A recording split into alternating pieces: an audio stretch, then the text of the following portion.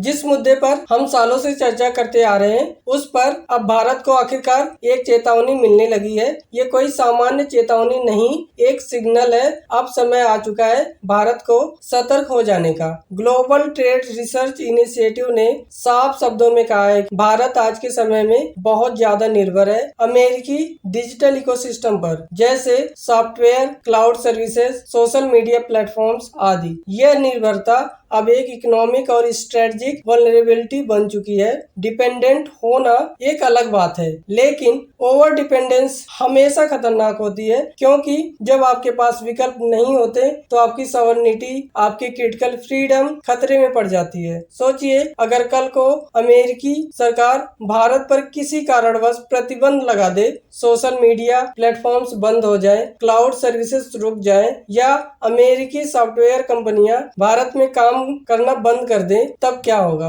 As a example रसिया को ले लेते हैं। जब रूस यूक्रेन युद्ध हुआ तो अमेरिका और उसकी बड़ी कंपनियों ने रसिया से रातों रात को अलग कर लिया। एप्पल, मैकडोनाल्ड, ओरेकल जैसी कंपनियां तक रसिया से पूरी तरह बाहर निकल गईं। लेकिन रसिया के पास खुद के विकल्प मौजूद थे। उनके पास टेलीग्राम था, वीकॉन्टेक्ट था, यूट्यूब और फेसबुक के अपने लोकल अल्टरनेटिव्स थे, इसलिए वो झटके को झेल पाए। लेकिन भारत की स्थिति, भारत में 500 मिलियन से ज्यादा स्मार्टफोन्स हैं, जिनमें से लगभग सभी गूगल एंड्रॉइड पर चल रहे हैं। अगर एंड्रॉइड ने सपोर्ट बंद कर दिया तो ये करोड़ों फोन ठीक से काम नहीं करेंगे। Digital payment, tax filing, government services सब ठप हो सकती हैं। हम यूपीआई का उदाहरण दे सकते हैं, लेकिन हकीकत ये है कि 99% लोग ऐप बेस्ड ट्रांजैक्शन करते हैं, जो आज की तारीख में अमेरिकी सॉफ्टवेयर और प्लेटफॉर्म्स पर आधारित है। तो समाधान क्या है? जीटीआरआई की रिपोर्ट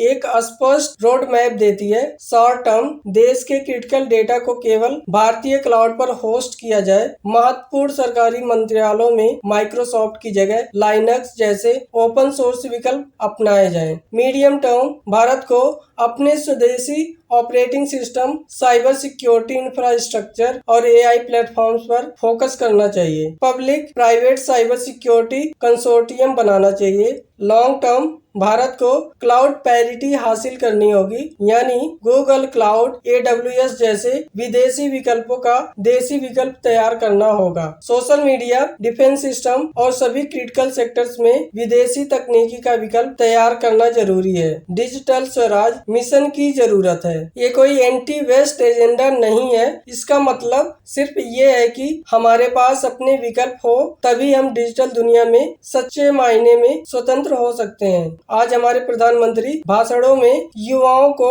भारतीय सोशल मीडिया बनाने को कहते हैं, लेकिन बिना फंडिंग, बिना नीति समर्थन यह संभव नहीं है। हमें आज नहीं तो कल इस दिशा में ठोस कदम उठाने ही होंगे। दुनिया के बाकी हिस्सों को देखिए, चीन ने वीचैट, वाइबो, बाइडियो जैसे प्लेटफॉर्म तैयार किए हैं। यूरोप में भी लोग फेसबुक, व्हाट्सएप छोड़कर अपने लोकल प्लेटफॉर्म्स की तरफ बढ़ रहे हैं। लेकिन भारत, हम आज भी एक झूठी डिजिटल आजादी में जी रहे हैं, जहां सारा सिस्टम किसी और के कंट्रोल में है। अब समय है डिजिटल क्रांति का। अब समय आ चुका है कि भारत सिर्फ तकनीकी का उपभोक्ता नहीं, बल्कि एक डिजिटल क्रिएटर और कंट्रोलर बने। हमें डिजिटल स्वराज्य की दिशा में पहला कदम उठाना होगा, नहीं तो कल को किसी और के फैसले से हमारा पूरा सिस्टम ठप हो सकता है। डिजिटल स्वराज कोई सपना नहीं, यह एक राष्ट्रीय आवश्यकता है। जय हिंद,